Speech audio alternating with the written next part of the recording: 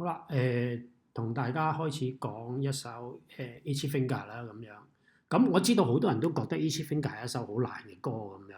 咁其實咧，我都有同感嘅當初嚇，因為佢始終係 Will 啊，Will 嘅歌比較嗰個節奏就係會快同埋緊密。咁但係如果你睇翻 Itchy Finger 呢隻歌咧，你睇佢拍子上邊啦，其實除咗個一拍同埋半拍咧，都冇乜嘢嘅，個變化真係好細。咁如果相對同68同埋24嗰啲短長音咧嗰啲，咁其實就真係變咗喺拍子上邊應該好容易 handle 嘅。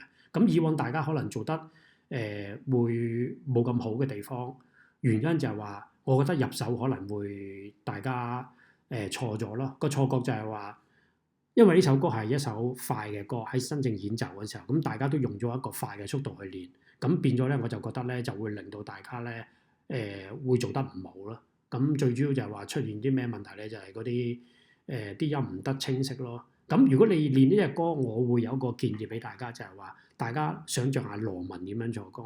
羅文唱歌就係話，羅文就唔會唱快歌嘅，佢即係基本上佢大部分歌都係一啲慢歌啦。咁同埋字正腔圓嘅。咁其實用呢個感覺咧，用呢個態度咧去處理 Itchy Finger，我覺得會有幫助咯。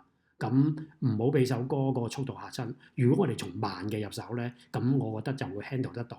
咁唯獨是就係話，因為佢啲歌嗰個 melody 嗰個起落啊，譬如話你見到呢粒由 low A 去到 high A 咧，咁可能就大家平時就少遇啲喺其他曲種裏邊或者其他歌曲裏邊，咁變咗呢度就大家要熟練一下就 OK 嘅。